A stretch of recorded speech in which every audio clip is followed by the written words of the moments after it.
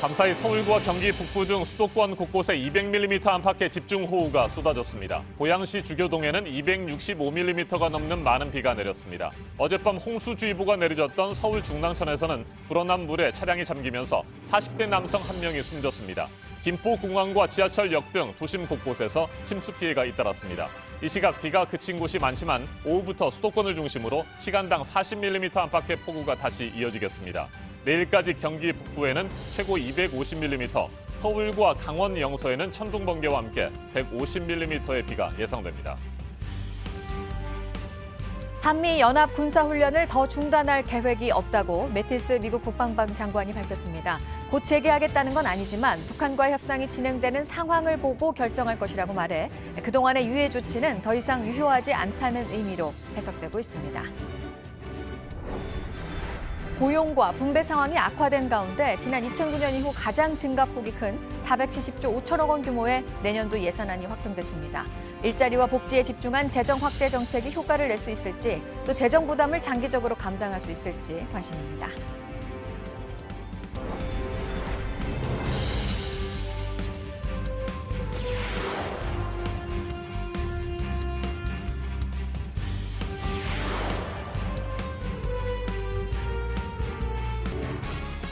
밤사이 서울 지역에 최고 187mm, 경기도에 265mm가 넘는 집중호우가 쏟아졌습니다. 어제 저녁 퇴근길에 시작된 기습폭우는 천둥 번개와 함께 수도권 지역에 많은 비를 뿌렸습니다. 네, 지금 한강 잠수교는 보행자들이 통행할 수 없는 상황이고요. 현재 호우특보가 내려진 곳은 경기와 강원 북부 쪽입니다. 짧은 시간 안에 좁은 지역에 집중적으로 쏟아지는 비, 계속해서 대비를 하셔야겠습니다. 먼저 어제부터 밤사이에 중부 지역 쪽으로 얼마나 많은 비가 왔는지 이유정 기자가 전해드리겠습니다. 퍼붓듯 쏟아지는 장대비에 도로는 온통 누런 흙탕물로 잠겼습니다. 자동차 바퀴는 절반 이상 물에 잠겨 잘 움직이지 못합니다. 경기 북부와 강원 북부 지역에 호우특보가 여전히 발효 중인 가운데 밤사이 폭우가 쏟아졌습니다. 고양시 주교동에 265.5mm, 의정부 용현동에 204.5mm의 비가 내렸고 서울 도봉구 방학동에 187mm, 강원 춘천 남산면에도 166.5mm의 많은 비가 집중됐습니다. 오늘도 전국이 흐리고 비가 내리는 곳이 많겠습니다. 오전에는 경기 북부와 강원 북부에, 오후부터 내일 오전까지는 서울 경기와 강원 영서를 중심으로 시간당 40mm가 넘는 장대비가 쏟아지는 곳이 있겠습니다. 시간당 40mm가 넘는 비는 양동이로 퍼붓는 느낌이고 작은 하천이나 하수에서 물이 넘치는 정도입니다. 경기 북부와 강원 영서 북부에는 많게는 250mm 이상, 수도권과 강원 영서에는 80에서 150mm의 폭우가 쏟아지겠습니다. 이 밖에도 충청 북부와 경북 북부, 남부 내륙 지방에도 30에서 80mm가량 비가 내릴 것으로 보입니다.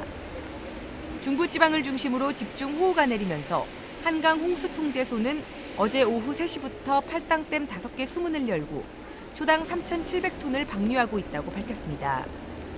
이로 인해 어젯밤 10시부터 한강 잠수교의 보행자 통행이 제한되고 있습니다. JTBC 이유정입니다. 마치 양동이로 퍼붓듯이 쏟아진 기습폭우는 서울과 수도권 지역 곳곳을 말 그대로 물바다로 만들었습니다. 김포공항과 지하철역에도 물이 들어찼고 중랑천에서는 갑자기 불어난 물에 차량이 침수되면서 1명이 숨졌습니다. 오효정 기자입니다. 쏟아지는 비에 맨홀 뚜껑이 곧 빠질 듯 요동칩니다. 천둥 번개와 함께 끊임없이 내린 비에 수도권 곳곳은 물바다가 됐습니다. 특히 어제 저녁 7시부터 밤 9시 사이 수도권 지역엔 시간당 최대 70mm를 넘나드는 기습 폭우가 쏟아졌습니다. 이 때문에 신촌 일대엔 물이 무릎까지 차오르고 지하철 불광역엔 비가 흘러들었습니다. 김포공항엔 대합실 입구로 물이 흘러 넘치면서 1시간가량 에스컬레이터 가동이 멈추기도 했습니다. 도로가 침수될 위험도 커지면서 동부간선도로, 증산교 하부도로 등이 밤사이 통제됐습니다. 불광천, 중랑천 등 서울 시내 하천에선 갑작스레 물이 불어 인명피해가 났습니다. 어젯밤 9시쯤 서울 월계동 중랑천 월릉교 아래에선 갑자기 불어난 물에 차량 4대가 침수돼 안에 타고 있던 2명이 구조됐습니다. 이때 발견되지 않은 49살 김모 씨는 오늘 새벽 2시쯤 숨진 채 발견됐습니다. 앞서 오후 5시 40분쯤 서울 월계동 우이천에서는 산책하러 나왔다 고립된 64살 황모 씨가 구조됐습니다. 중앙재난안전대책본부에는 오늘 새벽 5시까지 침수 피해 764건이 접수됐습니다. JTBC 오효정입니다. 서울 중당천에는 어제 저녁 홍수주의보가 내려졌습니다. 인근 동부 간선도로가 오늘 새벽 3시까지 전면 통제됐습니다. 갑자기 물이 불어나면서 천변에 주차돼 있던 차량이 침수됐고 그 안에 있던 40대 남성이 숨진 채 발견됐습니다. 서울 중당천에 나가 있는 취재기자를 연결해서 현재 상황 살펴보겠습니다. 이성엽 기자, 중당천의 수위가 어젯밤 급격하게 올라가면서 매우 위험한 상황이었습니다. 지금은 어떻습니까? 네, 오늘 새벽까지 내리던 비는 지금은 모두 그친 상태입니다. 어제 오후 8시 30분쯤 중랑천 수위가 5m를 넘을 것으로 보이면서 홍수주의보가 발령됐습니다. 이후 빗줄기가 조금씩 약해지면서 오늘 새벽 1시 20분쯤 풀렸습니다. 지금 중랑교 수위는 오전 6시 기준 약 1.7m로 정상입니다. 통제됐던 동부 간선도로는 오늘 새벽 3시쯤 통제가 풀리면서 지금은 차량 흐름이 원활한 상태입니다. 네, 중랑천 다리 아래에 주차돼 있던 차량 안에서 40대 남성이 숨진 채 발견됐다고 하는데 좀 더 자세한 소식 전해주시죠. 네, 어제 오후 9시쯤 중랑구 원룸교 아래에 주차돼 있던 차량들이 갑자기 불어난 물에 잠겼습니다. 이 사고로 49살 김모 씨가 실종됐다가 뒤늦게 숨진 채 발견됐습니다. 차량에 갇혀있던 60대 여성과 30대 남성은 물에 잠기기 직전 구조돼 병원으로 옮겨졌습니다. 오후 5시 40분쯤 노원구 월계교 인근을 산책하던 55살 황모 씨가 고립됐다가 구조됐습니다. 기상청에 따르면 서울 등 수도권은 오늘 오후부터 다시 비가 내리기 시작하면서 내일 오전까지 게릴라성 호우가 예상된다고 전망했습니다. 지금까지 서울 중랑천에서 JTBC 이상혁입니다. 이번 게릴라성 집중호우는 특히 경기 북부 지역을 강타했습니다. 서울을 비롯한 수도권 대부분 지역은 자정 무렵에 호우특보가 해제됐는데 일부 경기 북부 지역은 오늘 새벽 5시까지 특보가 이어졌습니다. 현장에 나가 있는 취재기자를 연결합니다. 김필중 기자, 현재 나가 있는 곳이 어디입니까? 네, 저는 지금 경기도 고양시에 위치한 백성역에 나와 있습니다. 어젯밤부터 내린 강한 비로 이른 아침인데도 불구하고 출근길을 서두르는 시민들의 모습이 곳곳에 보이고 있는데요. 서울을 비롯한 수도권 대부분 지역의 비는 현재 그친 상황이지만 일부 경기 북부 지역은 빗방울이 조금씩 떨어지고 있습니다.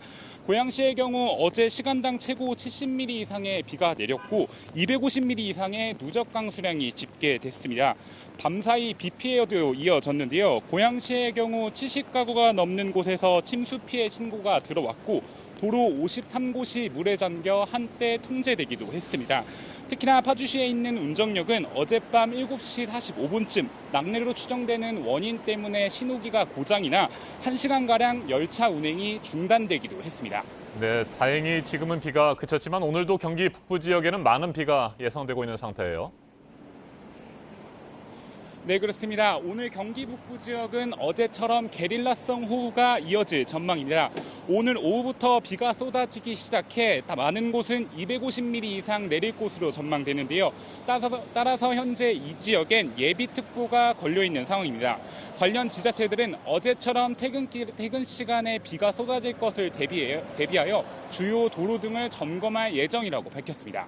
지금까지 고양시 백성역에서 JTBC 김필주입니다. 네, 다음 소식입니다. 북한의 비핵화 조치를 독려하기 위해서 한미 양국이 이번 달 예정돼 있었던 을지 프리덤 가디언을 연기했었죠. 매티스 미국 국방장관이 현재로서는 한미연합 군사훈련을 더 중단할 계획이 없다고 밝혔습니다. 훈련을 곧 재개하겠다는 건 아니고 북한과의 협상이 어떻게 진행되는지 지켜보고 결정할 것이라는 입장입니다. 김현기 특파원이 보도합니다. 매티스 국방장관은 현지 시간 28일 브리핑에서 지난 6월 북미 정상회담 이후 중단한 주요 연합훈련을 더는 중단할 계획이 없다고 말했습니다. We took the step to suspend several of the largest exercises as a good faith measure. We have no plans at this time to suspend any more exercises. 매티스 장관은 내년에 을지 프리덤 가디언 훈련을 재개할 가능성에 대해선 아직 아무런 결정을 내리지 않았다면서도 트럼프 대통령의 지시가 없는 한 예정된 연합훈련을 진행할 뜻을 밝혔습니다. 연합훈련을 향후 북미 비핵화 협상 결과와 연계할 가능성도 시사했습니다. We are going to see how the negotiations go, and then we'll calculate the future, how we go forward. 중단했던 군사훈련을 언제 어떻게 재개할지에 대해선 명확히 답하지 않았지만 북한을 향해 제대로 협상에 임하라는 일종의 경고 메시지를 던진 것으로 해석됩니다. 한편 헤더 나워트 미 국무부 대변인은 이날 북한이 보낸 악의적 편지 때문에 폼페이오 장관의 방북이 취소됐다는 보도에 대해 편지의 내용뿐 아니라 존재도 확인해 줄 수 없다고 말했습니다. 강한 압박을 가해도 손해볼 게 없다는 북한의 강공에 미국 또한 강력하게 반발하면서 북미 간 긴장은 당분간 계속될 전망입니다. 워싱턴에서 JTBC 김현기입니다. 트럼프 미국 대통령이 이번에는 세계 최대 인터넷 기업 구글을 겨냥했습니다. 가짜 뉴스만 보여주고 보수의 목소리는 억압하고 있다고 트위터에 글을 올렸는데요. 이에 대해서 구글은 정치적으로 검색 결과를 조작하는 일은 결코 없다고 반박했습니다. 뉴욕에서 심재우 특파원입니다. 소셜미디어에 불만을 표시해온 트럼프 대통령이 작심하고 구글을 향해 비난의 화살을 겨눴습니다. 트위터를 통해 구글에서 트럼프 뉴스라고 쳐봤더니 96%가 좌파 매체 뉴스였다. 매우 위험하다고 강한 불만을 표시했습니다. 트럼프 뉴스라고 구글 검색하면 가짜 뉴스 매체 기사들만 보여준다. 자신을 왜곡하고 있다는 주장입니다. 구글이 보수주의 목소리를 억압하고 좋은 정보와 뉴스를 숨긴다면서 뉴스 조작을 의심했습니다. 그러자 백악관 국가경제위원회 레리 커들로 위원장이 행동에 나섰습니다. 구글을 들여다보겠다고 밝혔습니다. We're just do some investigation and some analysis. That's what we do. 구글은 성명을 내고 구글 검색 엔진은 정치적인 의제를 설정하는 데 이용되지 않으며 검색 결과는 정치적으로 편파적이지 않다고 발표했습니다. 조금 전 끝난 뉴욕 증시에서 구글의 모회사인 알파벳의 주가는 전장에 비해 10포인트 이상 빠졌습니다. 반면 뉴욕 증시의 주요 지수는 글로벌 무역 전쟁 우려가 희석된 가운데 최근의 상승세를 이어갔습니다. 다우존스 30 산업평균지수는 전장보다 14.38포인트 상승한 26,064.02에 거래를 마쳤습니다. 전날 사상 최초로 8,000 고지를 넘어선 나스닥 지수는 이날 역시 12.14포인트 오르면서 8,030.04를 기록 최고치를 경신했습니다. S&P 500 지수도 0.78포인트 상승하면서 사상 첫 2,900선 돌파를 눈앞에 뒀습니다. 뉴욕에서 JTBC 심재호입니다. 이번에는 오늘 아침 체크해봐야 할 뉴스들을 분야별로 살펴보겠습니다. 먼저 정치 분야입니다. 사드 갈등으로 중단됐던 한국과 중국의 지방정부 교류 회의가 오늘 중국 닝샤에서 다시 열립니다. 한중 수교 10주년을 계기로 2002년부터 해마다 개최됐지만 지난해는 사드 문제로 한중 관계가 악화되면서 열리지 못했습니다. 지난 27일 인사청문회가 있었던 최영애 국가인권위원회 위원장 후보자에 대한 인사청문 경과 보고서 채택이 어제 불발됐습니다. 인권위원장은 국회가 인사청문 보고서를 채택하지 않아도 대통령이 임명할 수 있는 직책 가운데 하나입니다. 여야가 최 후보자의 청문 보고서 채택 여부를 좀 더 논의할 계획인 것으로 전해졌습니다.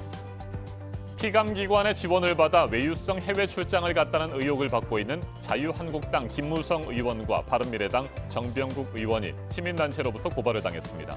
민생경제연구소는 지난 4월에도 김성태, 이완영 자유한국당 의원을 같은 혐의로 검찰에 고발한 바 있습니다. 네, 어제 국회 법제사법위원회에서 여야가 상가 건물 임차인이 임대 계약을 보장받는 기간을 현행 5년에서 10년으로 늘리기로 대략적으로 의견은 모았는데요. 이에 따른 임대인의 손해를 보전하기 위한 조세특례제한법 개정 시점을 두고는 의견이 엇갈리고 있는 것으로 전해졌습니다. 원내대표 간의 협상에서 합의를 도출할 것으로 보입니다. 병사들의 한 달 적금 한도를 20만 원에서 40만 원으로 2배 올린 상품이 오늘 나옵니다. 복무기간이 6개월 이상 남은 현역 병사가 대상으로 연 5% 이상 기본금리가 제공이 됩니다. 이 상품을 가입할 수 있는 은행도 기존의 2곳에서 14개 은행으로 늘어납니다. 가구업체 NX가 6년 전에 판매한 매트리스에서 기준치를 넘는 발암물질이 나온 것과 관련해 자발적 리콜을 실시합니다. 지난 2012년 8월부터 11월까지 온라인에서 한시적으로 판매된 매트리스 한 종이 대상으로 240여 개가 팔렸었습니다. 계속해서 사회 분야 뉴스입니다. 제주에서 발생한 한 달 살기 타운하우스 사기 사건으로 피해를 입은 사람이 모두 43명, 피해액은 7,900만 원에 이르는 것으로 조사됐습니다. 경찰은 피해자와 피해액을 이같이 집계하고 체험용 숙박 임대를 원하는 관광객들로부터 선불을 받아 가로챈 김모 씨를 어제 검찰로 송치했습니다. 경기도 의정부시 한 과수원에서 수류탄이 발견돼 군과 경찰이 조사에 나섰습니다. 발견된 수류탄은 한국전쟁 당시에 한국군이 쓰던 것으로 폭발 가능성은 없는 것으로 파악됐습니다. 서울시 교육청이 교사가 두 딸에게 시험 문제를 유출한 의혹을 받고 있는 숙명여고에 대한 감사 결과를 오늘 발표합니다. 자세한 감사 결과와 함께 관계자에 대한 징계 여부를 발표하고 시험지 관리를 강화하는 추가 대책도 내놓을 것으로 보입니다. 가야 고분군의 유네스코 세계유산 등재를 추진하기 위해서 영호남 지자체들이 손을 잡았습니다. 업무 협약을 체결했는데요. 올해 말에 문화재청의 신청 후보로 선정이 돼서 내후년에 세계유산센터에 서류가 제출되면 그 다음 해인 2021년 결정이 될 것으로 보입니다. 백범 김구 선생의 자서전 백범일지의 친필 서명본 2권이 오늘 생일을 앞두고 어제 공개가 됐습니다. 한국근대문학관이 입수했습니다. 총상의 후유증으로 앓던 수전증 때문에 독특한 필체의 서명을 볼 수 있습니다. 이효석의 소설 메밀꽃 필 무렵의 무대 강원 평창군 봉평면 일대에서 다음 달 1일부터 9일까지 평창 효석 문화제가 열립니다. 축제장도 대폭 늘어났고요. 뮤지컬을 포함해서 다양한 공연도 선보일 예정입니다.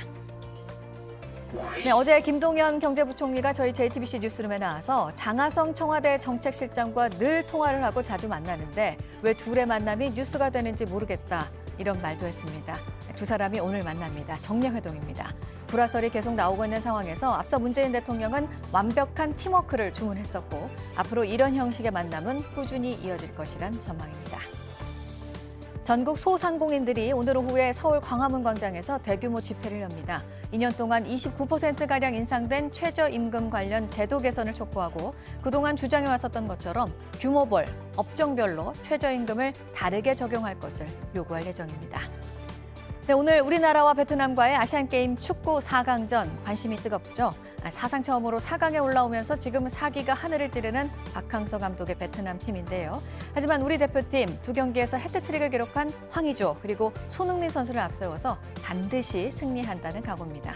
지금까지 분야별로 오늘 눈여겨봐야 할 뉴스들 체크해드렸습니다. 이어서 날씨 정보 전해드립니다. 갑자기 쏟아지는 강한 빗줄기에 속수무책 피해가 잇따르고 있습니다. 오늘 아침도 경기 북부와 강원 북부에 세차게 내리고 있는데요. 시간당 50mm 안팎으로 앞이 보이지 않을 정도인 곳도 있습니다. 야속하게도 비 소식은 계속 이어집니다. 비구름이 점차 내려오면서 오전 중 서울과 경기 남부, 강원도까지 확대되겠고요. 오후에는 충청도와 경북 북부에도 내리겠습니다. 호남 내륙에는 소나기가 지나는 곳도 있겠습니다. 이후 내일 오후부터는 주로 충청도와 남부지방에 비 소식이 있는데요. 밤늦게 영남지방은 대부분 그치겠습니다. 비의 양이 많아서 피해가 정말 걱정입니다. 내일까지 수도권과 강원 영서에 최대 150mm, 많은 곳은 250mm 이상 기록하겠고요. 충청도와 경북 북부, 호남 지방에 30에서 80, 나머지 지역은 10에서 50mm 예상됩니다. 오늘 비 소식이 없는 대구와 광주 등 일부 남부지방에는 폭염주의보가 내려져 있습니다. 열대야가 나타나는 곳도 있겠습니다. 비가 내리는 지역 곳곳 천둥, 번개와 돌풍까지 예상되고요. 당분간 서해상과 동해상에도 바람이 강해서 파도가 높게 치겠습니다. 오늘 서울은 28도, 광주가 33도, 대구는 34도까지 오르겠습니다. 오늘 오후부터 서울과 경기 그리고 강원 영서를 중심으로 빗줄기가 상당히 강하겠습니다. 기습 폭우에 대비 잘하시기 바랍니다. 기상정보였습니다.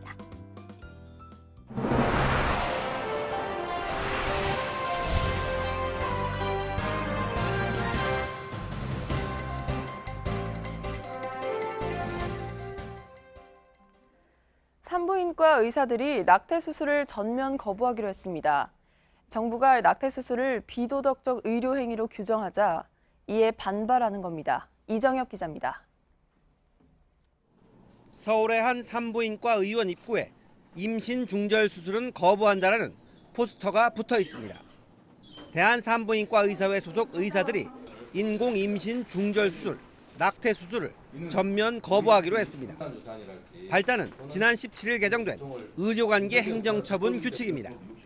여러 가지 비도덕적 의료행위를 지목하고 1개월 자격정지 처분을 내리도록 했는데 여기에 낙태가 포함된 겁니다. 낙태는 원칙적으로 불법 의료행위지만 연간 최소 10만 건 이상 이루어지는 것으로 추산됩니다. 수술 특성상 시기가 늦어질수록 임산부는 훨씬 더 위험해집니다. 무리해서 이런 법을 지키라고 하는 것은 정말 임신과 여성을 위한 그런 법규인지 저는 되묻고 싶습니다. 낙태죄 폐지를 주장하는 여성단체들은 복지부가 왜 이 시점에 개정안 시행을 강행하는지 이해하기 어렵다는 입장입니다. 낙태를 금지한 모자보건법이 위헌인지를 가리는 헌재의 재판이 한창 진행 중이기 때문입니다. 여기에 문재인 케어를 둘러싸고 예민해진 의사를 자극한 꼴입니다. 많은 여성들이 피해를 받을 것에 대해서는 아무도 책임져 주지 않고 불법 행위니까 어쩔 수 없는 거 아니냐라는 식으로 하는 게 문제가 많다고 봅니다. 복지부는 기존에도 낙태 수술 처벌이 있었던 만큼 개정안 시행으로 달라지는 건 없다는 입장입니다. 하지만 복지부가 나서서 굳이 이 문제를 수면 위로 끌어올린 만큼 상당 기간 갈등이 불가피해 보입니다. JTBC 이정엽입니다. BMW 차량 화재와 관련해 거짓 해명 의혹이 제기됐습니다. 독일 본사 측이 최근 외신 인터뷰에서 화재 원인이 한국인의 운전 습관 때문일 수 있다고 밝혔다가 논란이 일자 오보라며 해명한 바 있는데요. 하지만 BMW 공식 보고서에 따르면 이 인터뷰 6개월 전에 이미 한국 운전자의 성향 탓이라고 결론을 내린 사실이 드러났습니다. 이주찬 기자입니다. 지난 14일자 중국 신화통신의 BMW 본사 대변인 인터뷰 기사입니다. 프라이 대변인은 한국에서 화재가 집중된 원인이 한국의 교통 상황이나 운전 습관 때문일 수 있다고 밝혔습니다. 피해자들은 화재 원인을 한국 운전자에게 돌리려 한다며 반발했습니다. 논란이 일자 BMW 코리아는 인터뷰 기사가 독일어에서 영어로 번역하는 과정에 오역된 것이라고 했습니다. 이런 주장은 국회 공청회에서도 이어졌습니다. 신화통신의 오보로 확인됐고요. 신화통신이라면 중국 얘기하는 거예요? 네, 자동차의 문제입니다. 취재진이 확인한 BMW가 올해 2월 환경부에 제출한 부품 결함 시정 계획 보고서입니다. 이 문서에서 BMW 측은 화재 원인에 대해 해외와는 다른 한국 도로 주행 환경 및 운전자 성향에서만 발생하는 것으로 파악됐다고 밝혔습니다. 신화통신 인터뷰가 보도되기 반년 전에 이미 BMW 내부적으로는 한국 도로 특성과 운전자들의 습관 탓이라고 결론을 내렸던 것입니다. BMW 코리아는 이에 대해 해당 문건을 확인한 뒤 입장을 밝히겠다고 말했습니다. 보고서가 제출된 2월은 올해 처음 BMW 차량에서 불이 난 지 불과 한 달 뒤였습니다. 사고 원인 분석 등 초기 대응에 충분히 나설 수 있는 시간이었습니다. JTBC 이주찬입니다.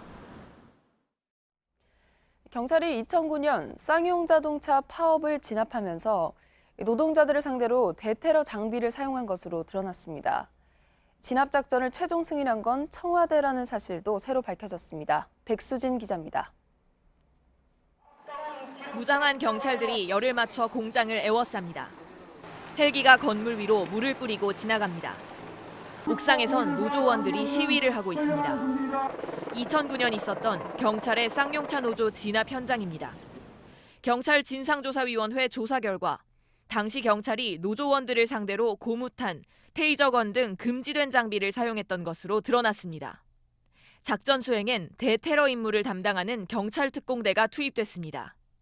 헬기가 살포한 액체도 물이 아니라 최루액이었습니다. 모두 과잉 진압에 해당하는 위법 행위입니다. 특히 공중을 통한 그 작전, 구체적으로 예를 들어보면 그 헬기를 이용한 그 바람 작전, 혼합 살수 이와 같은 것이 위법하고 이 같은 작전을 최종 승인한 건 이명박 정부의 청와대라는 사실도 드러났습니다. 쌍용차 공장이 있는 경기도 평택을 관할하던 조현우 당시 경기지방경찰청장이 경찰력 투입을 반대하는 강희락 경찰청장을 건너뛰고 청와대 승인을 직접 받은 겁니다. 이후 조 청장이 경찰 50여 명을 댓글 부대로 동원해 쌍용차 노조에 부정적인 여론몰이를 한 사실도 확인됐습니다. 쌍용차 노조는 진상조사위 발표 직후 기자회견을 하고 이명박 전 대통령을 비롯한 진압 책임자 처벌을 촉구했습니다. JTBC 백수진입니다. 마이크 폼페이오 미 국무장관의 네 번째 방북 계획이 지난 주말 갑자기 취소됐죠. 이와 관련해 워싱턴 포스트가 이번 방북 취소는 북한에서 전해진 편지 때문이었다고 보도했습니다. 편지 내용이 적대적이었다는 건데 CNN은 북한이 비핵화 협상 무산을 경고했다고 전했습니다. 백종훈 기자입니다. 우리가 중국과 대화를 할 적기가 아니다. 멕시코와의 북미 자유협정 개정에 합의한 후 트럼프 대통령이 갑자기 중국과의 무역 문제를 말했습니다. 외신은 무역 전쟁의 장기전을 감수하더라도 북핵 협상에 주도권을 놓지 않겠다는 의도를 분명히 한 것으로 풀이했습니다. 폼페이오 장관의 방북이 전격 취소된 데 대해 새로운 설명도 나왔습니다. 워싱턴 포스트는 복수의 정부 관계자를 인용해 김영철 노동당 부위원장이 비밀 편지를 최근 미국에 보냈다고 보도했습니다. 트럼프 대통령이 편지를 보고 폼페이오의 방북 취소를 발표했다는 것입니다. 편지의 내용은 확실치 않지만 방북 취소를 결정하기에 충분할 만큼 적대적이었다고 전해졌습니다. 이와 관련 CNN은 김 부위원장이 편지에서 비핵화 협상이 다시 위기에 처해 있으며 무산될 수도 있다고 경고했다고 보도했습니다. 이날 워싱턴 포스트는 사설을 통해 북미 대화 재개를 강조했습니다. 대화를 통해 미국이 종전 선언을, 북한은 핵 리스트를 맞바꾸는 게 최선이라고 했습니다. 트럼프 대통령이 미중 관계와 북한 문제를 연계시킨 것은 바람직하지 않다고도 했습니다. JTBC 백종훈입니다. 다시 삐걱대는 북미 관계가 9월 중순으로 예정된 3차 남북 정상회담에 혹시 영향을 미치지 않을까 우려되고 있습니다. 정의용 청와대 국가안보실장은 어제 국회에 출석해 회담 준비는 예정대로 진행되고 있다고 밝혔습니다. 북미 간의 협상도 조만간 다시 시작될 것으로 내다봤습니다. 이성대 기자가 보도합니다. 청와대는 다음 달 중순 남북 정상회담이 열리는 것 흔들림이 없다고 밝혔습니다. 곧 있을 9월 남북 정상회담에는 별 영향을 안 미치는가요? 남북 간의 제3차 정상회담은 9월 중에 평양에서 개최하기로 이미 남북 간에 합의를 했고 또 그렇게 발표를 했습니다. 그러한 약속들이 이행될 것으로 보고 있습니다. 그럼 9월 중 남북 정상회담에 대해서는 그대로 진행된다는 말씀이시죠? 그렇게 계획을 하고 준비하고 있습니다. 일각에서는 북미 관계가 교착 상태인데다 정상회담 준비도 구체적이지 않아 미뤄질 수 있다는 우려도 나오지만 청와대 분위기는 다릅니다.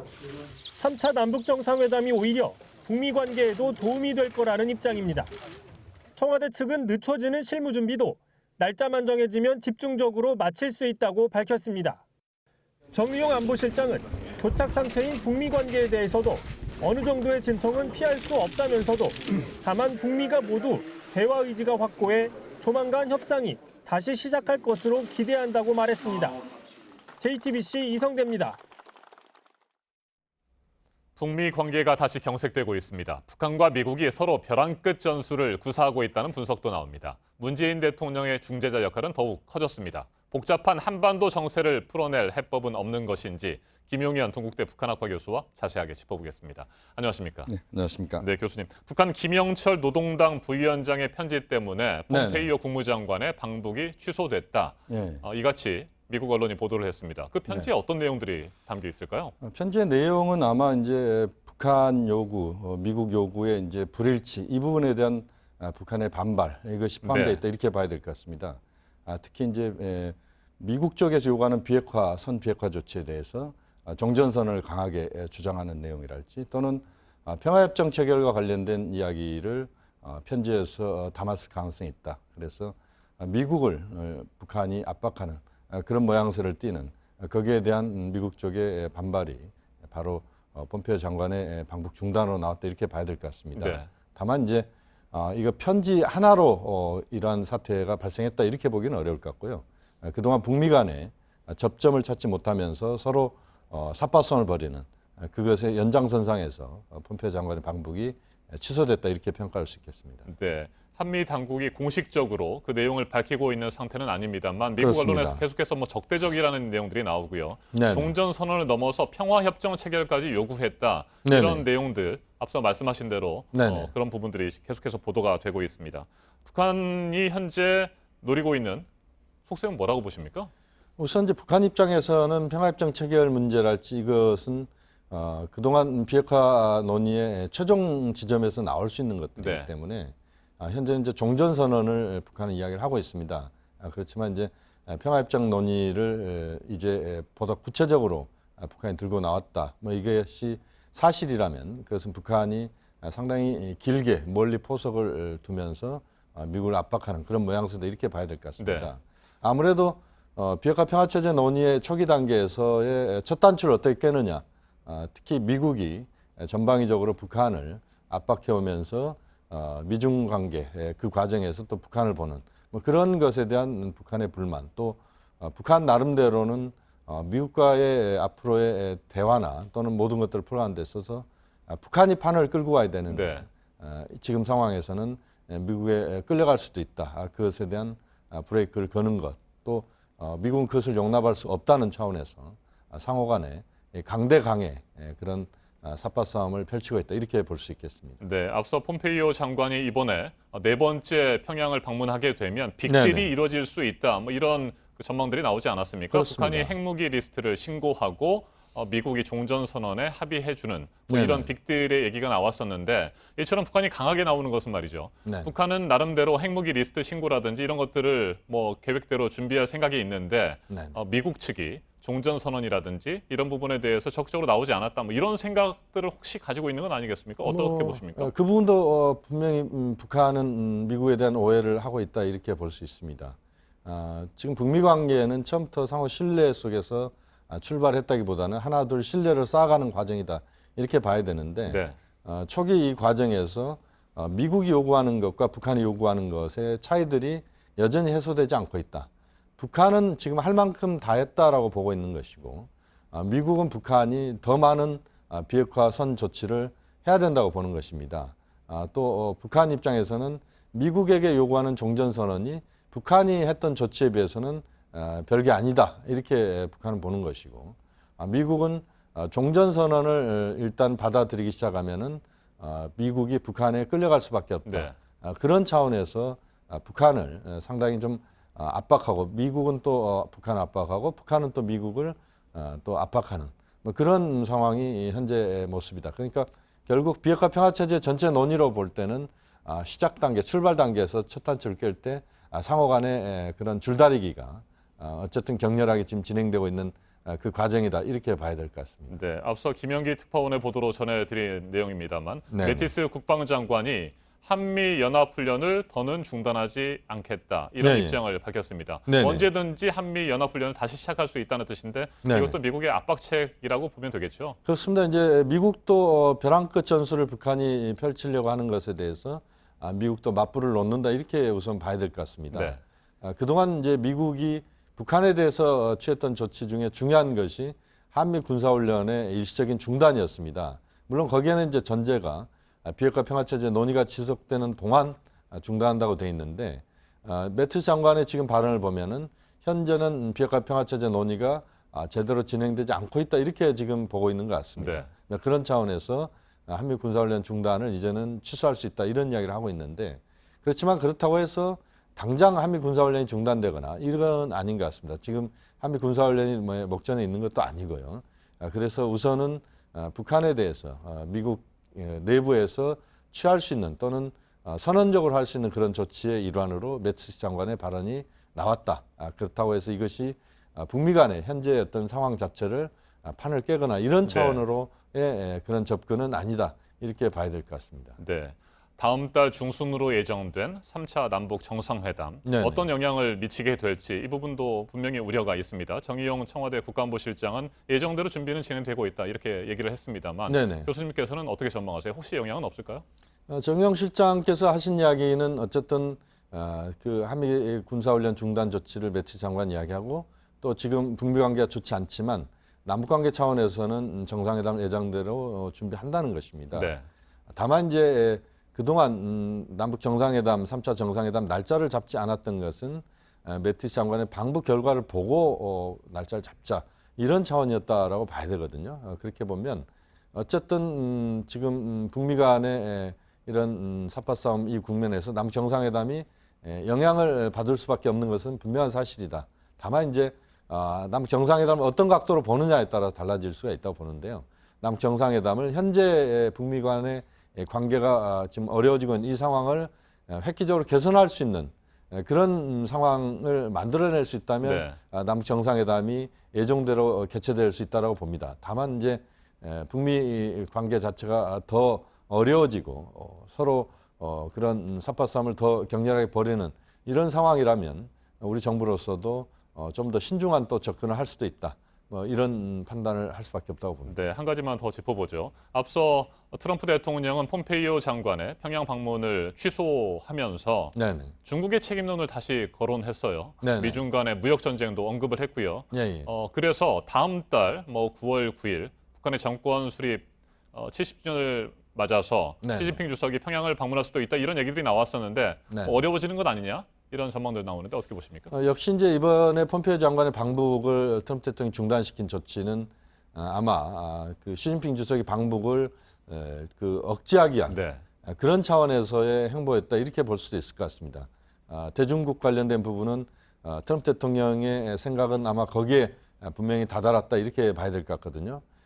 중국 입장에서도 시진핑 주석 입장에서도 방북에 대한 부담이 커진 건 사실입니다. 왜냐하면 이 상황에서 방북을 했을 때 미중 간에는 지금 북핵 문제 또 비핵화 문제를 둘러싸고 서로 공조를 해야 되는데 이 공조를 시진핑 주석이 지금 어그러뜨리고 있다 이렇게 또 미국은 공격할 가능성이 있습니다. 그런 차원에서 시 주석의 방북 과정도 지금 뭐 확정된 건 원래 아닙니다만 상당히 신중하게 지금 접근할 수밖에 없고 오히려 시진핑 주석이 아닌 다른 고위 인사가 방북할 가능성도 있다. 이렇게 봐야 될 것 같습니다. 알겠습니다. 김용현 교수님 말씀 잘 들었습니다. 청와대가 이르면 이번 주 안에 장관 대여섯 명을 교체하는 중폭의 개각을 단행할 것으로 보입니다. 개각 대상 부처로는 교육부와 여성가족부 등이 거론되고 있는데 가장 큰 관심을 모았던 송영무 국방부 장관도 결국 교체될 가능성이 큰 것으로 전해지고 있습니다. 후임에는 공군 출신 정경두 현 합참의장이 유력한 것으로 보입니다. 계속해서 육군 출신이 배제되는 겁니다. 유선희 기자가 보도합니다. 문재인 대통령은 국방장관 인사를 놓고 고심을 거듭한 끝에 최근 송영무 장관을 교체하는 쪽으로 결론을 내린 것으로 전해집니다. 기무사 개헌 문건에 대한 미숙한 대응이 결정적 계기가 됐습니다. 송 장관은 지난 3월 기무사 개헌령 문건을 보고받은 뒤 JTBC 등 언론이 문제를 제기할 때까지 별다른 조치를 취하지 않았습니다. 이후 이어진 기무사 간부의 하극상도 문제가 됐습니다. 현재 36년째 군복을 입고 있는 군인입니다.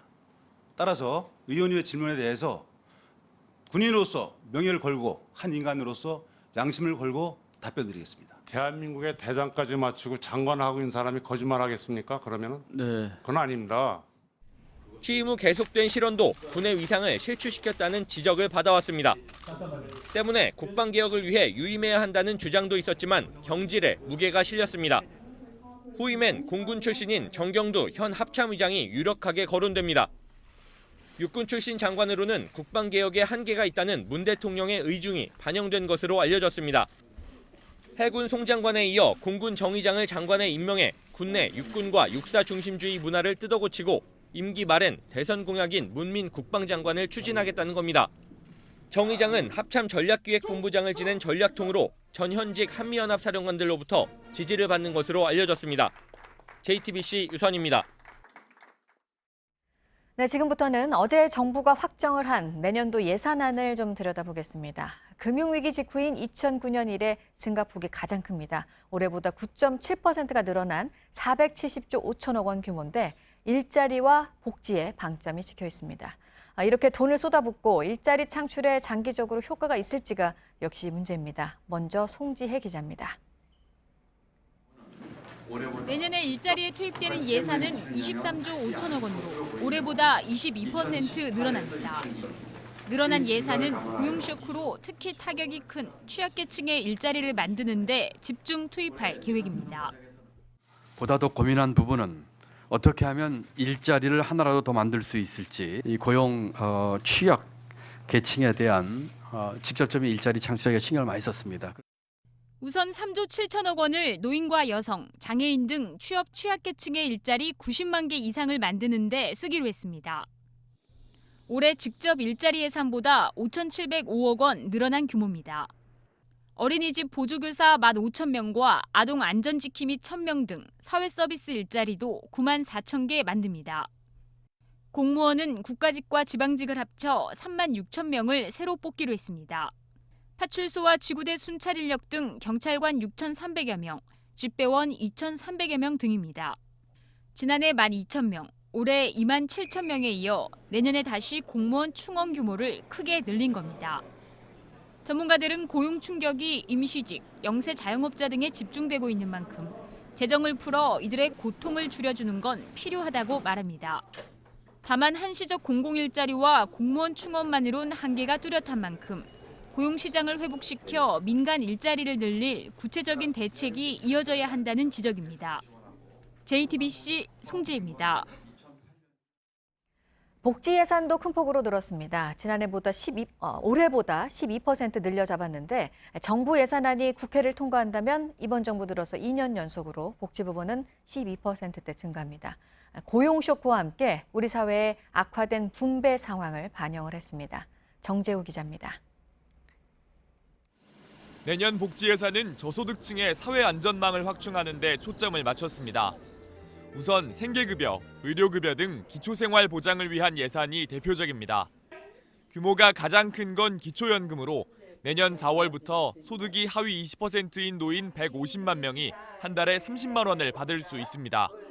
실업급여도 지급액을 평균 임금의 50%에서 60%로 지급기간도 최대 240일에서 최대 270일로 지금보다 한 달 늘립니다. 한부모 가정, 발달장애인, 노숙인 등 소외계층을 지원하는 예산도 2배로 늘어납니다.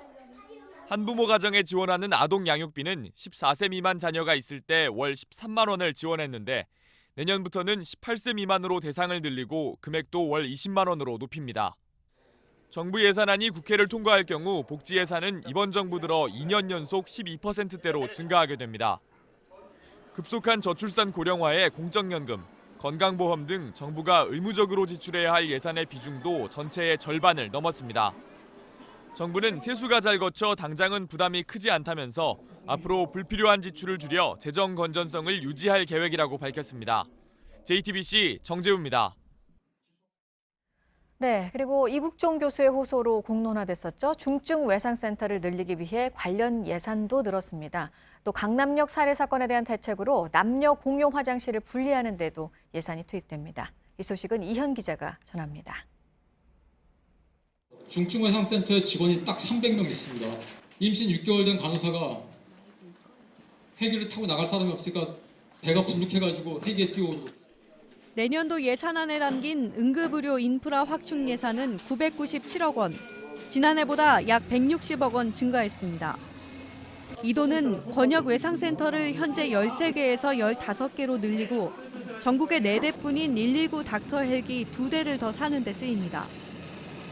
2016년 강남역 인근 건물 화장실에서 20대 여성이 조현병 환자에게 살해된 사건을 계기로 남녀 공용 화장실을 없애자는 목소리가 커졌습니다. 몰카 등 성범죄 우려에 남녀 공용 화장실 이용을 꺼리는 여성이 적지 않습니다. 정부는 민간 건물 452곳에 남성용, 여성용 화장실을 분리 설치하는데 처음으로 예산 22억 원을 투입할 계획입니다. 미세먼지를 줄이는 데 쓰이는 예산은 지난해보다 33.2% 증가한 총 1조 7천억 원입니다. 전기차 3만 대, 수소차 200대를 보급하고 도시 곳곳에 숲을 만드는 데 주로 쓰입니다. 서울, 대구, 부산 지하철 역사에는 미세먼지 오염도를 낮추기 위한 환기 설비 46대가 설치됩니다. JTBC 이현입니다. 네, 어제 JTBC 뉴스룸이 끝나고 전해드렸었던 긴급 대토론의 내용도 정리해드리겠습니다. 문재인 정부의 소득주도 성장 정책을 놓고 여야가 토론을 벌였는데 고용 쇼크의 원인이 최저임금 인상 때문이냐를 놓고 특히 공방이 더 치열했습니다. 박소연 기자가 토론 내용 전해드리겠습니다. JTBC 긴급 대토론회에서 여야는 최근 악화된 고용지표의 원인을 놓고 날쌘 공방을 벌였습니다.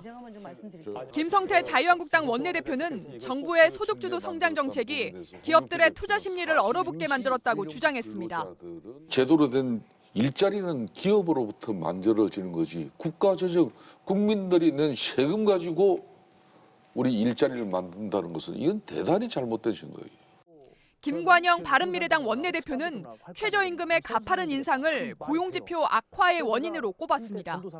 시장에서 감당할 수 없을 만큼 이 최저임금 인상되면서 이 문제가 사실은 시장을 흔들어 놓고 이게 거미줄처럼 엮여 있는 시장에서 큰 혼란을 가져온 것이 사실은 저는 문제의 근원이다. 반면 심상정 정의당 의원은 고용 쇼크와 최저임금 인상과는 직접적인 관련이 없다고 주장했습니다.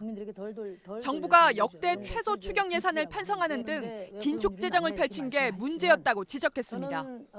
최저임금 인상하면 그 전후방 효과를 고려해서 그것을 완화시키기 위해서 정부가 강력한 재정 대책을 써야 되는데 오히려 긴축 재정을 했기 때문에 문제라고 봅니다. 홍영표 더불어민주당 원내대표는 고용지표 악화의 원인을 최저임금 인상으로 단순화해서 볼 게 아니라 구조적으로 봐야 한다고 지적했습니다. 산업은 빠르게 변하고 있는데 미래 고용을 확대할 신성장 동력을 앞서 고민하지 못했다는 겁니다. 10년, 20년을 내다보면서 이렇게 전환을 시켜가야 되는데 그런 노력을 안 하고 있다 보니까 경쟁력을 잃으면서 제조업 쪽에서는 고용을 창출할 수 있는 잠재력을 완전히 잃어버렸습니다. 예. 토론 참석자들은 저마다 고용 쇼크 해결 방안을 제시했습니다. 심 의원은 현재 경제 문제는 갑질 경제 때문이라며 대기업의 갑질을 억제하는 등 경제 민주화가 서둘러 추진돼야 한다고 주장했습니다. 중소상공인들이 가장 어려움을 겪는 게 뭡니까? 한마디로 갑질 경제거든요. 벤처기업들 신기술 개발하면 기술 탈취하고 선진국은 돈 주고 비싸게 돈 주고 사가는데 탈취하고. 분배 정책도 중요하지만 경제는 심리이기 때문에 반기업 정서를 형성해서는 안 된다는 지적도 나왔습니다. 분배 정책에만 집착하지 말고 일정 부분은 대한민국은 아직까지 성장 정책과 함께 발전을 주도하겠습니다. 시장 친화적인 정책을 추진해야 한다는 겁니다. 일자리를 만드는 데 있어서 민간의 중요성을 좀 더 인식을 하고 또 시장 친화적인 일자리 정책을 폈으면 좋겠습니다. 이에 대해 여당은 과거 시장 중심의 정책을 펼쳤지만 성장 한계에 부딪힌 상황이라며 이제는 패러다임을 바꿀 시기라고 맞섰습니다.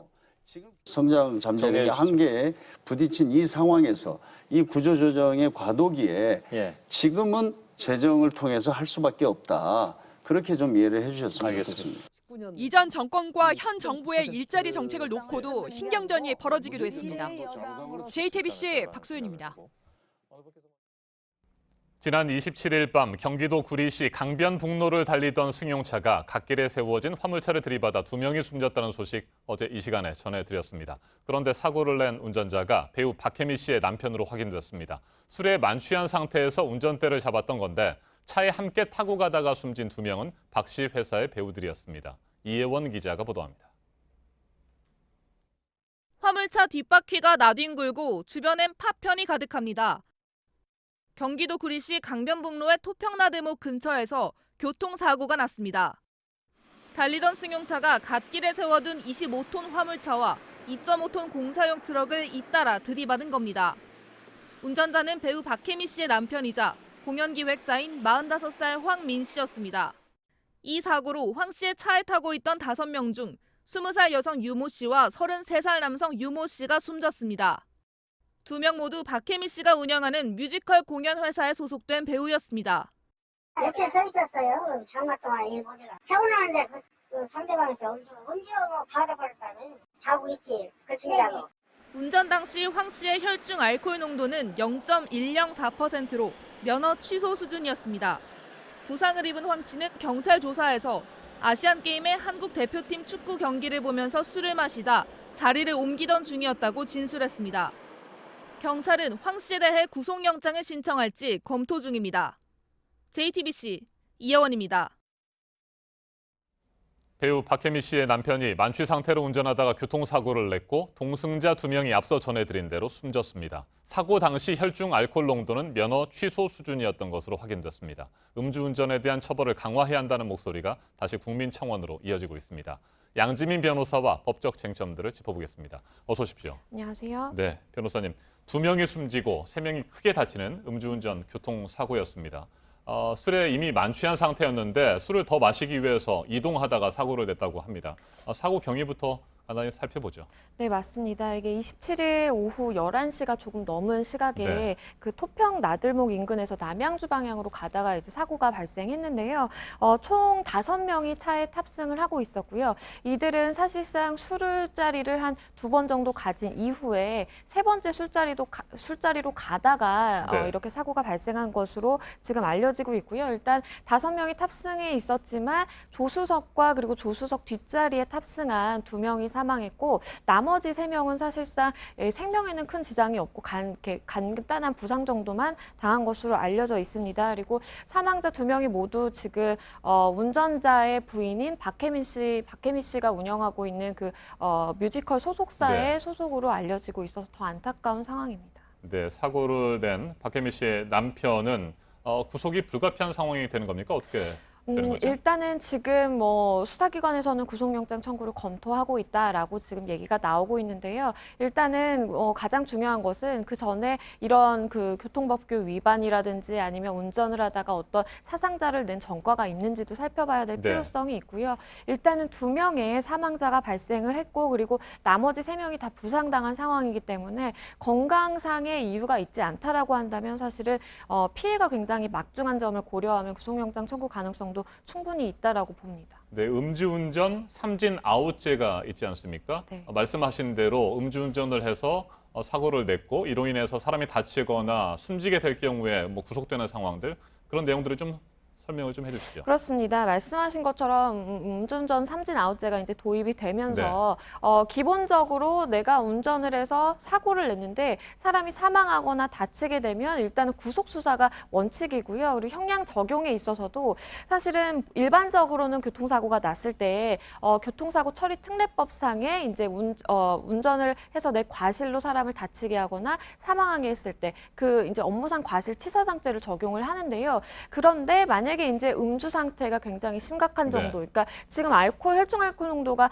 0.1이 넘은 상황이잖아요. 그런 정도라고 한다면 형량이 더 가중된 특정범죄 가중처벌법 위반으로 지금 의유를 하는 그런 경우가 더 많아지고 있고요. 그렇게 법조를 적용하는 이유는 한 가지입니다. 그 처벌 수위가 더 높고요. 네. 그리고 만약에 이렇게 사망자가 발생한 경우라고 한다면 벌금형이 따로 규정이 돼 있지 않고 그냥 1년 이상의 징역에 처한다라고 돼 있기 때문에 형량이 굉장히 무겁습니다. 근데 이번 사건 같은 경우에는 사실상 이제 피해자, 사망자가 2명에 달하기 때문에 아마도 특가법 위반으로 의율할 가능성이 높다고 보입니다. 네, 음주운전 사고에 대한 처벌을 한층 강화해야 한다. 이런 국민청원이 이어지고 있다는 소식 앞에서 말씀을 드렸습니다만 그동안에 음주운전 사고와 관련해서 솜방망이 처벌이다. 이런 지적도 끊임없이 제기되지 않았습니까? 그렇습니다. 사실은 기존에 이제 음주운전 사고가 처벌되는 그 수위들을 보면요. 일단은 음주를 해서 사람이 사망한다고 하더라도 동종 전과가 없고 그리고 굉장히 이제 범죄 사실에 대해서 인정을 하고 자백을 하고 뉘우치고 있는 상황이라고 네. 한다면 실제로 법정 구속까지 가지 않고 집행유예형으로 끝나는 경우도 실질적으로 많았고요. 그것도 아니라 그 더 이전에는 사실은 그냥 벌금형이 그치는 경우가 많았습니다. 왜냐하면 가장 중요하게는 우리가 운전을 하다가 사람을 사고로 하게 된 것은 그거는 고의로 한 것이 아니라 너무 과실이라는 이제 그 시각이 컸기 때문인데요. 사실은 그 시각이 지금은 이제 많이 변하고 있고 그래서 수사기관이라든지 아니면 이제 다른 곳에서도 사실은 교통사고에 대해서 처벌을 강화하고 네. 그리고 이렇게 삼진아웃제라든지 여러 가지 대책을 사실은 내놓고 있습니다. 근데 문제는 실질적으로 처벌되는 그 사례를 보면 그렇게 대책을 내놓은 만큼 처벌 수위가 강화되지 않고 있다는 것이 가장 큰 문제입니다. 네, 운전자가 술에 취한 상태라는 것을 알면서도 함께 그 차를 타고 이동한 동승자들에게도 책임이 있다. 이런 지적들이 있는데 이건 어떻게 보십니까? 맞습니다. 이게 사실은 이제 경찰에서 내놓은 대책 중에 일부가 그 삼진아웃제에도 포함된 내용인데요. 만약에 동승자가 운전자가 음주한 사실을 알면서도 적극적으로 이렇게 키를 권하거나 키를 주면서 운전을 해라라고 하거나 아니면 운전할 것이 뻔한데도 술을 권유해서 이제 마시게 했다라고 한다면 그것은 운전자에게 모든 책임을 지울 것이 아니라 동승자도 방조한 책임이 있다라고 이제 처벌을 하겠다라고 이제 대책을 발표를 한 건데요. 있는데요. 실질적으로 처벌이 이어진 케이스는 정말 적극적으로 권유한 경우에 한해서만 이제 처벌이 이루어졌습니다. 그래서 이 부분 같은 경우에는 실제로 이제 2명의 동승자는 사망을 했지만 나머지 또 2명의 동승자가 있잖아요. 그분들에 대해서 방조 책임을 물을 것이냐 역시도 수사기관에서 일단 검토를 할 것으로 보이고요. 그리고 이제 그 책임을 물을 것이냐라고 지금 말씀드린 거는 형사 책임을 말씀드리는 것이고 네. 그게 아니라 민사적으로 또 따져봐야 될 부분이 있는데요. 민사적으로 본다라고 한다면 사실은 보험사에서 이 부분도 결국에는 과실을 따질 겁니다. 그래서 동승자들이 만약에 음주 상태로 운전한다는 걸 알았고 거기에 동의해서 내가 차량을 탑승했다라고 한다면 일정 부분 내가 위험에 처할 수도 있다는 것을 양해하고 탔고 그렇기 때문에 과실상계를 했을 때 일정 정도의 동승자들에게 과실이 잡힐 가능성도 있고요. 그렇게 된다라고 한다면 내가 실질적으로 치료를 하는 데 드는 비용 그리고 뭐 정신적인 위자료 이 부분에 대해서 사실은 일부만 인정받을 가능성도 있습니다. 네, 이번 사고의 1차 책임은 만취 상태에서 운전을 한 박혜민 씨의 남편이 되겠습니다만 또 2차 책임과 관련해서 거론되고 있는 것이 말이죠. 차량을 갓길에 불법 주차한 화물차 차주입니다. 요즘에 비가 많이 내려서 일감이 없었고 그래서 며칠 동안 세워뒀다가 하는데 이렇게 해서 갓길에 불법 주차를 했다가 사고가 날 경우에 또 책임을 질 수 있는 상황 아닙니까? 그렇습니다. 사실은 갓길에 주차해 놓은 이 차량도 문제입니다. 왜냐하면 야간이었고 이게 반드시 음주운전자가 아니라고 하더라도 일반 운전자도 사실은 뒤늦게 발견을 하면 얼마든지 그 사고가 날 가능성은 있는 대응하기가 거거든요. 굉장히 어려운 상황이죠. 그렇습니다. 그래서 실제로 2016년도에도 이 안전지대에 세워놓은 차량을 음주운전자가 추돌을 해서 그 자리에서 탑승자 2명이 모두 사망했던 사건이 있었는데요. 그때 당시에 그 갓길에 차를 세워놓은 사람이 입건이 되기는 했습니다. 그러니까 업무상 과실치사상죄로 입건이 되기는 했는데 그때 당시에 교통법규 위반을 했다라 그래서 과태료 20만 원 처분밖에 나오지 않았거든요. 그렇기 때문에 사실은 우리가 더 단속을 강화해야 되고 실질적으로 그렇게 불법 주정차를 한 것으로 인해서 사고가 발생했다라고 한다면 이 부분에 대해서 과태료 처분이 아니라 실질적으로 형사처벌을 해서 이거는 입건을 해야 된다라는 목소리가 많이 나오고 있습니다. 알겠습니다. 지금까지 양지민 변호사였습니다. 말씀 잘 들었습니다. 추석이 이제 한 달도 남지 않았습니다. 고향을 다녀오는 기차표 예매가 어제 시작됐죠. 올해부터는 스마트폰 등 모바일 기기로도 기차표를 예매할 수 있는데 여전히 많은 사람들이 표를 구하기 위해서 역으로 몰렸다고 합니다. 하혜빈 기자가 취재했습니다. 이른 아침 서울역이 북적입니다. 매표소 앞엔 돗자리를 깔고 눈을 붙이거나 신문을 보면서 기다리는 시민들로 긴 줄이 만들어졌습니다. 18시간 정도 기다려요. 일찍 나 기다려면 이제 내 원하는 시간대에 편하게 갈 수가 있는.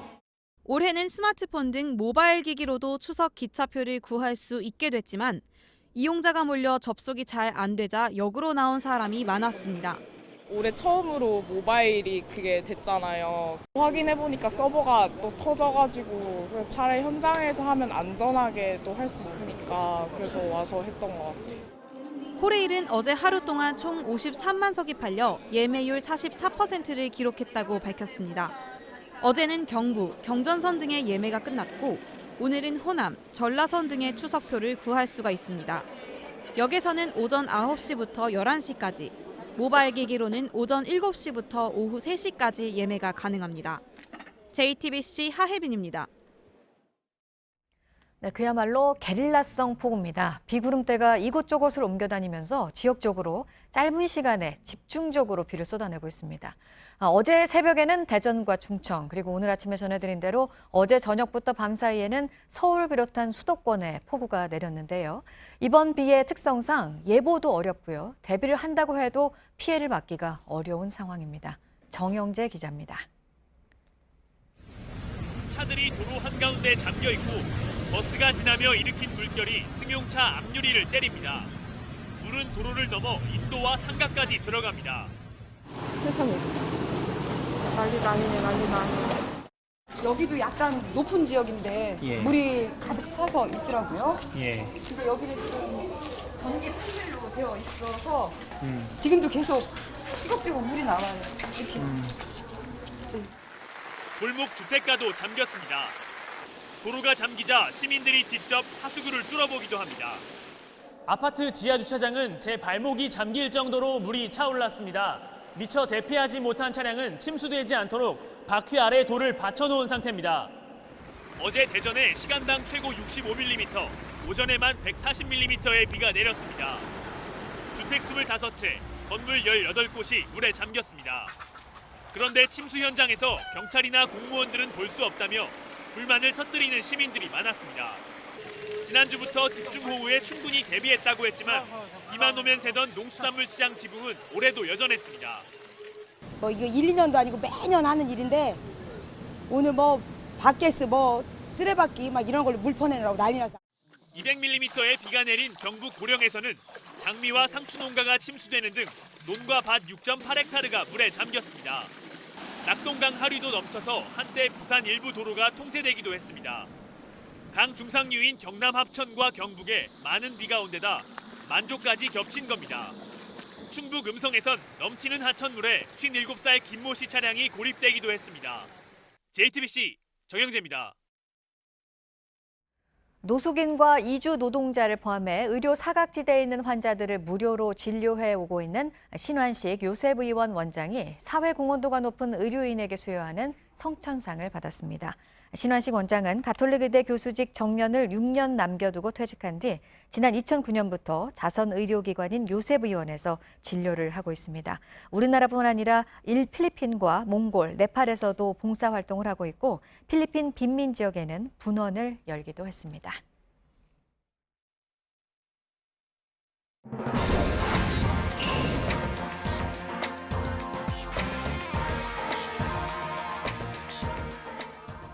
네, 독도가 일본 영토라는 억지 주장을 14년째 계속하고 있는 일본입니다. 이런 내용의 방위백서를 채택한 어제 일본 정부가 우리 측에 항의를 한 내용이 있는데요. 한국해양조사선이 독도 주변에서 해양조사 활동을 했다는 겁니다. 보도국 연결해서 알아보겠습니다. 이재승 기자, 일본 외무성을 인용해서 NHK가 보도를 했네요. 네, 그렇습니다. NHK는 한국의 해양조사선이 어제 오전 이 독도 남서쪽 해상에서 그 검은 바구니로 추정되는 물건을 투입하는 것을 일본 정부가 확인했다고 보도했습니다. 이를 두고 일본 외무성이 사전 동의 없이 그 일본의 베타즈 경제수역에서 해양조사로 보이는 그런 활동을 인정할 수 없다고 우리 정부에게 항의한 겁니다. 일본 정부는 또 이 독도가 일본 영토라는 억지 주장을 14년째 반복한 올해 방위백서를 어제 국무회의에서 채택했습니다. 다음은 경북 울진군에서 규모 2.5의 지진이 발생했다는 소식입니다. 오늘 새벽 5시 1분 29초에 경북 울진군 서쪽 7km 지역에서 규모 2.5의 지진이 발생했습니다. 지진의 발생 깊이는 11km로 분석됐는데 대구 기상지청은 지진에 따른 피해는 없을 것으로 예상한다고 밝혔습니다.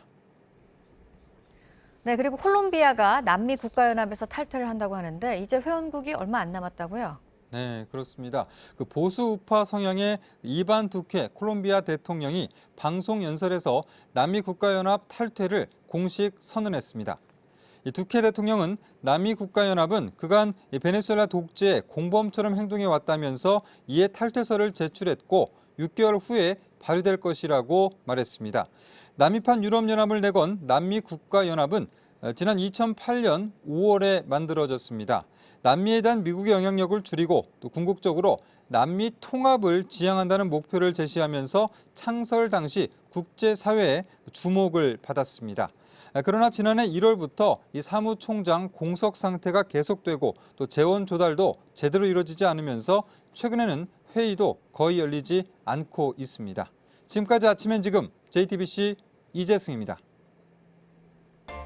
수요일 날씨 키워드 알려드립니다. 오늘은 기습폭우, 홍수주의보, 그리고 남부 폭염인데요. 그야말로 엄청난 양의 비가 예고 없이 찾아와 피해가 속출하고 있습니다. 어제 서울 중랑천에 홍수주의보가 내려지고 도로 많은 곳이 침수됐는데요. 오늘도 수도권과 강원 영서에는 비슷한 피해가 예상돼 대비 잘하셔야겠습니다. 반면 대구와 광주 등 오늘 비가 내리지 않는 남부 곳곳에는 폭염주의보가 내려지면서 낮 동안 33도 안팎까지 오르겠습니다. 어제 빠른 속도로 도로가 잠기면서 놀라신 분들 많습니다. 서울 한복판에서 파도가 쳤다. 버스를 탔는데 바다에서 배를 타는 기분이었다 하셨고요. 한 마리의 연어가 되었다며 강을 거슬러 오르는 게 아니라 도로를 거슬러 귀가하신 분도 만날 수 있었습니다. 아차하는 사이에 금세 물이 차오르곤 합니다. 하천 부근이나 저지대 등 위험 지역은 되도록 피하셔야겠습니다. 지금까지 키워드와 SNS로 만나본 날씨였습니다. 명성교회 담임 목사 부자 세습을 합법이라고 판단한 교단 결정에 대해 신학생들의 반발이 거세지고 있습니다. 장로회 신학대 학생들이 동맹 휴업을 하기로 했습니다. 학내 민주화를 요구했던 1989년 이후 29년 만에 수업을 거부할 정도로 사안이 심각하다는 데 의견을 모았습니다. 조보경 기자가 보도합니다.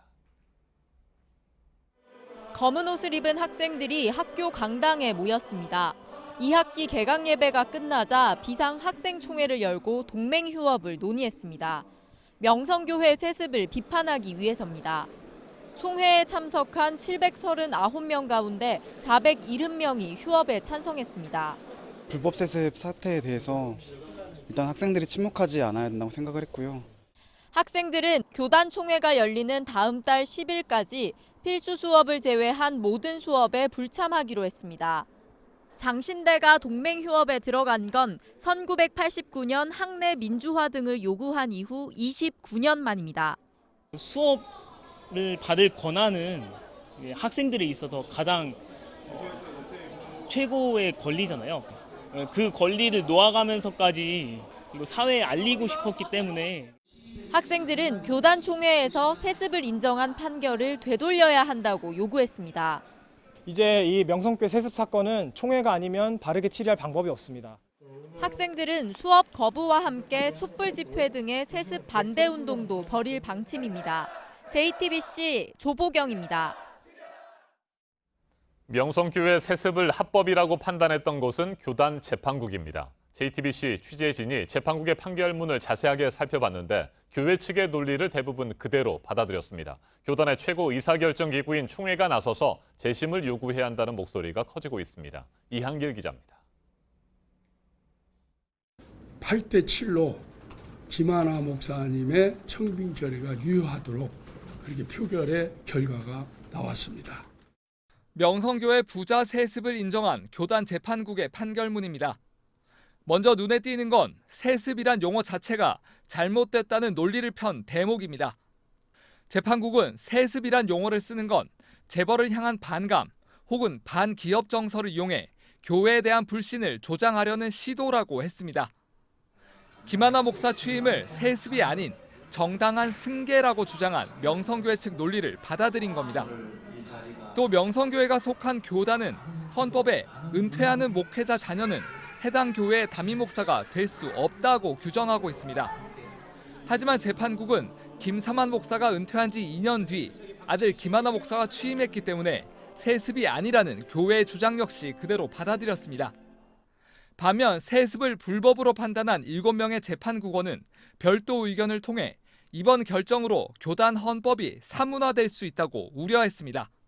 JTBC 이한길입니다.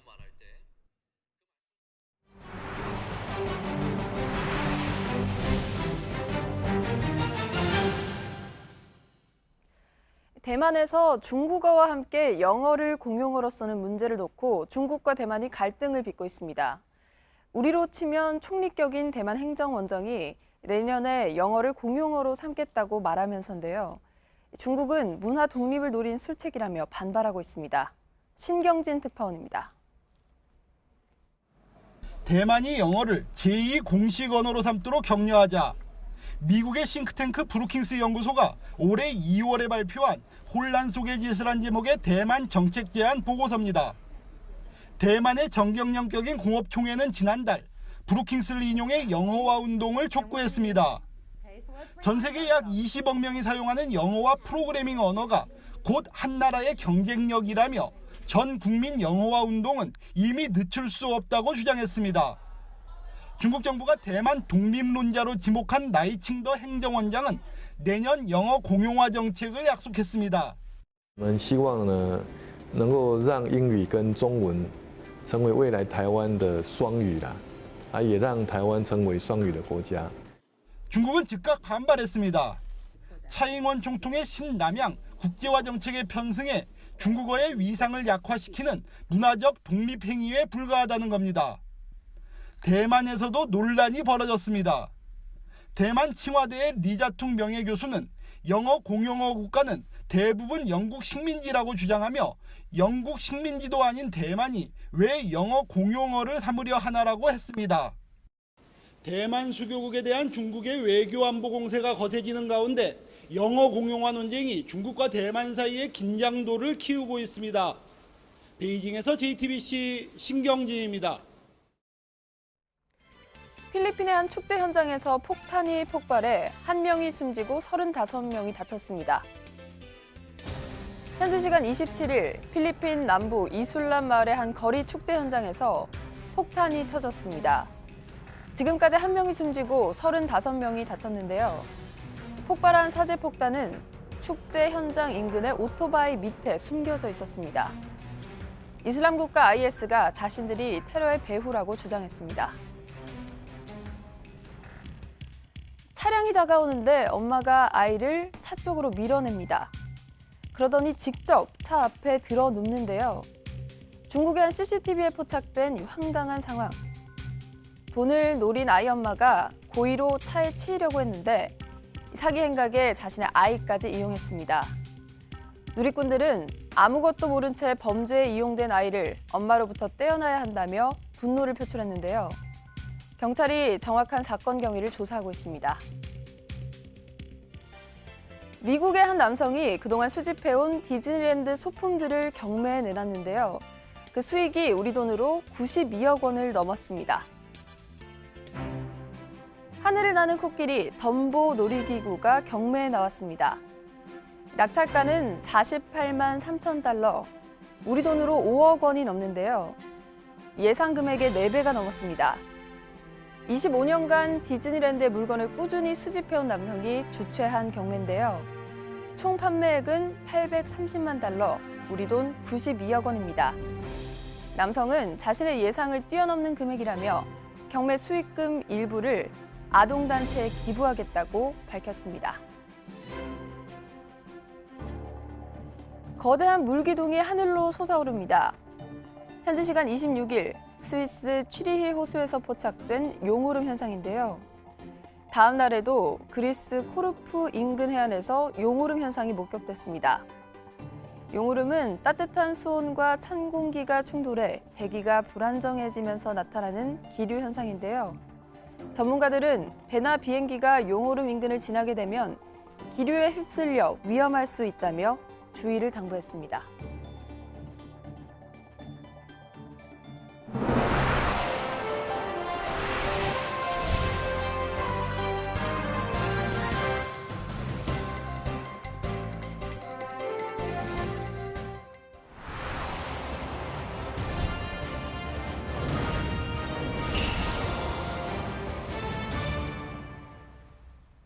(470조 5천억 원) 규모로 편성된 내년도 예산안에 대해 앞서 살펴봤습니다. 이번에는 국방 예산을 좀 더 자세하게 짚어보겠습니다. 안태훈 기자가 나와 있습니다.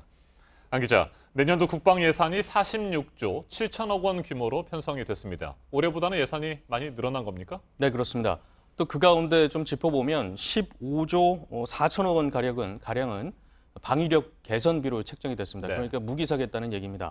올해보다 13.7% 증가했습니다. 방위력 개선비에는 한국형 미사일 방어 체계 등 이른바 삼축 체계 구축에 필요한 5조 원이 포함됐습니다.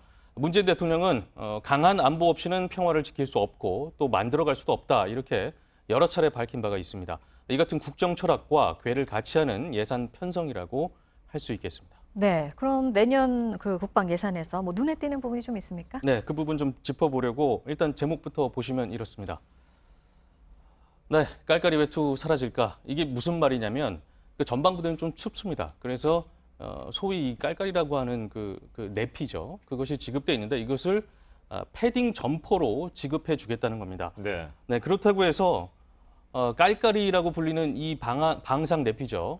상의 내피를 없애는 건 아니고요. 추가로 보급하겠다는 겁니다. 이 깔깔이는 외투처럼 겉에 입었을 때 외관상 단정해 보이지가 않습니다. 그래서 코미디 소재로도 종종 등장하곤 하는데 패딩 점퍼가 보급되면 이런 어색함도 조금은 사라지지 않을까 싶습니다. 그래서 제목을 그렇게 달아본 것입니다. 네, 제빙기 1932대를 구입하는 비용도 예산에 포함이 됐습니다. 대당 400만 원 정도의 가격이라고 하는데 눈을 치울 때 쓰는 제설기가 아니라 얼음을 만들 때 쓰는 제빙기입니다. 이걸 네. 어떻게 쓴다는 겁니까? 네, 그래서 이 같은 소식이 알려지자 조금 논란이 있기도 했습니다. 뭐 더울 때 팥빙수 만들어 먹는 건 아니냐 군대에서 네. 뭐 이런 얘기도 있었고요. 또 국방비가 늘어나니까 엉뚱한 곳에 돈 쓴다, 예산 잔치다 이런 반응이 나오면서 논란이 되기도 했는데 군은 이 같은 비난에 유감을 표명하기도 했습니다. 그러면서 혹서기, 그러니까 가장 더울 때 훈련이나 야외 활동 시 장병에게 시원한 물을 보급해서 복무 여건을 개선하는 게 주된 목적이다라고 해명을 했습니다. 이 밖에 장병 사역 임무 완화라는 명목으로 290억 원 정도가 잡혔습니다. 그러니까 여름철 제초 작업에 주로 장병들을 투입했었는데 앞으로는 민간 전문 업체에 위탁하는 비중을 늘리고 네. 또 겨울철 제설 작업을 위해서 관련 장비도 확충하겠다는 계획입니다. 복무 여건도 개선하고 또 일자리도 늘려서 2마리 토끼를 잡겠다는 것으로도 볼 수 있는 대목입니다. 네, 내년도 국방 예산을 먼저 좀 짚어봤고요. 아마 빠르면 이번 주 안에 청와대가 이제 장관 대여섯 명을 교체할 것으로 보입니다. 역시 아무래도 관심은 지금 송영무 국방장관 아니겠습니까? 교체될 가능성이 큰 걸로 지금 알려지고 있어요. 네, 그렇습니다. 일단 뭐 앞에 리포트를 통해서도 잠시 좀 짚어봤는데 당초에 문재인 대통령의 철학이 육군 출신 장관으로는 국방교육이 좀 어렵지 않겠느냐 이 같은 판단에 따라서 현재 송영무 장관을 임명했습니다. 해군 출신이고요. 네. 그런데 최근 교체하는 쪽으로 결론을 내린 것으로 보입니다.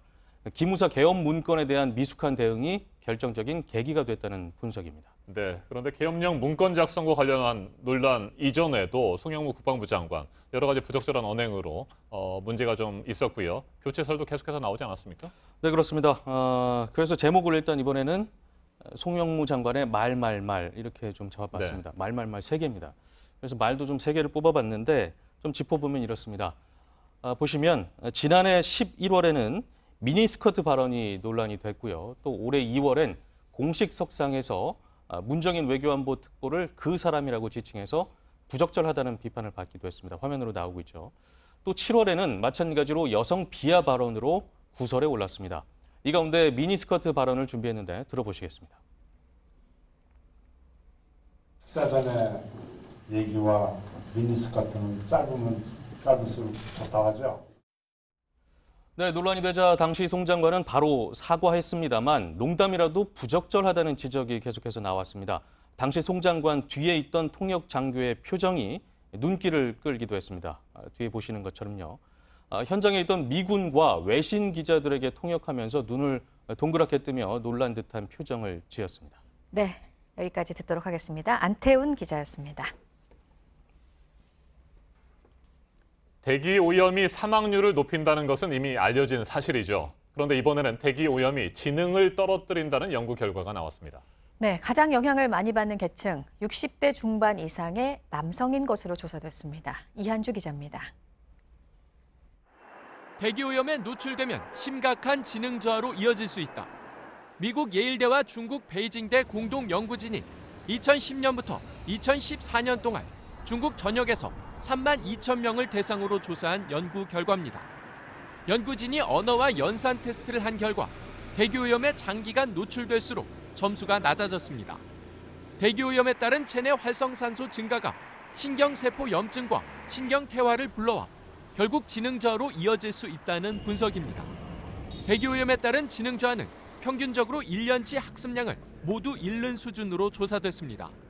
연구진은 특히 대기 오염이 나이가 많은 사람에게 더 영향을 끼치며 64살 이상 남성에게서 지능 저하가 가장 컸다고 설명했습니다. 대기 오염과 지능 지수의 연관성 연구는 기존에도 있었지만 전 세대에 걸쳐 오염도와 지능 지수 상관관계까지 확인한 것은 이번이 처음입니다.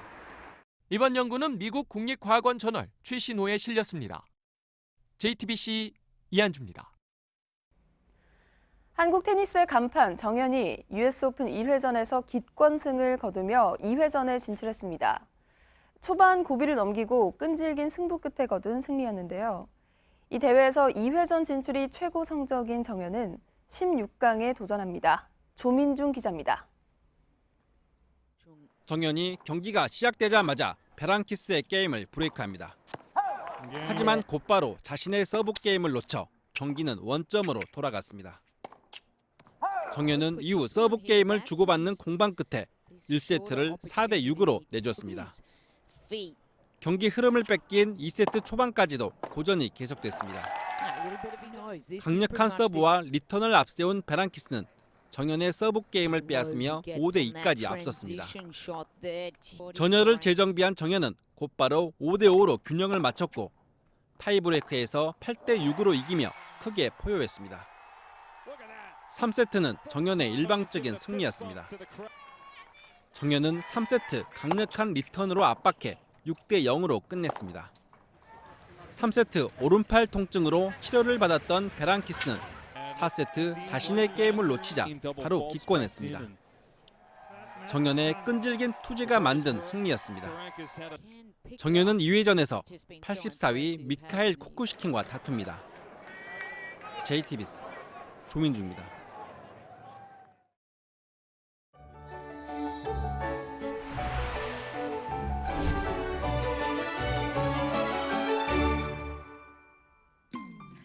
현재 경기 북부와 강원 북부에 계신 분들 또는 이 지역 지나실 분들은 정말 조심하셔야겠습니다. 특히 경기 북부에 시간당 60에서 80mm로 말로 표현하기 어려울 만큼 엄청난 양의 비가 퍼붓고 있는데요. 각종 사고가 몹시 우려됩니다. 반드시 안전에 유의하시기 바랍니다. 야속하게도 비 소식은 계속 이어집니다. 비구름이 점차 내려오면서 서울과 경기 남부 또 강원 남부까지 그리고 오후에는 충청도와 경북 북부에도 내리겠습니다. 호남 내륙에는 소나기가 지나는 곳도 있겠고요. 이후 내일 오후부터는 주로 충청도와 남부 지방에 비 소식이 있습니다. 비의 양이 많아서 피해가 정말 걱정입니다. 내일까지 수도권과 강원 영서에 최대 150mm, 많은 곳은 250mm 이상 기록하겠고요. 충청도와 경북 북부, 호남 지방은 30에서 80mm, 나머지 지역은 10에서 50mm 정도 예상됩니다. 오늘 비 소식이 없는 대구와 광주 등 일부 남부 지방에는 폭염주의보가 내려져 있습니다. 한편 비가 내리는 지역 곳곳에는 천둥, 번개와 돌풍까지 예상되고요. 당분간 서해상과 동해상에도 바람이 강해서 파도가 높게 치겠습니다. 오늘 서울은 28도, 광주는 33도, 대구는 34도로 예상됩니다. 점차 비구름은 남쪽으로 서서히 내려가면서 일요일에는 모두 갤 것으로 보입니다. 기상정보였습니다. 아침엔 뉴스워치, 오늘 하루 관심을 가지고 지켜봐야 할, 기억해야 할 뉴스 끝으로 정리해드립니다. 밤사이 서울과 경기 북부 등 수도권 곳곳에 200mm 안팎의 집중호우가 쏟아졌습니다. 고양시 주교동에는 265mm가 넘는 많은 비가 내렸습니다. 어젯밤 홍수주의보가 내려졌던 서울 중랑천에서는 불어난 물에 차량이 잠기면서 40대 남성 1명이 숨졌습니다. 내일까지 경기 북부에는 최고 250mm, 서울과 강원 영서에는 천둥 번개와 함께 150mm의 비가 예상됩니다. 한미 연합 군사 훈련을 더 중단할 계획이 없다고 매티스 미국 국방장관이 밝혔습니다. 훈련을 곧 재개하겠다는 건 아니지만 북한과의 협상이 어떻게 진행되는지 상황을 지켜보고 결정할 것이라고 말했습니다. 훈련 유예 조치가 더 이상 유효하지 않다는 의미로 풀이됩니다. 소상공인들이 오늘 오후 4시 서울 광화문 광장에서 최저임금 제도 개선을 촉구하는 대규모 집회를 개최합니다. 오늘 대회에는 주최 측 추산 3만여 명이 참석할 것으로 예상됩니다. 김학범 감독이 이끄는 우리 남자 축구대표팀이 박항서 감독의 베트남을 상대로 아시안게임 준결승전을 오늘 저녁에 치릅니다. 오늘 반드시 승리해서 아시안게임 2회 연속 금메달을 따내겠다는 게 우리 대표팀의 각오입니다. 오늘 전해드릴 소식은 여기까지입니다. 이상으로 JTBC 뉴스 아침엔 수요일 순서 모두 마치겠습니다. 건강한 하루 보내시기 바랍니다. 고맙습니다.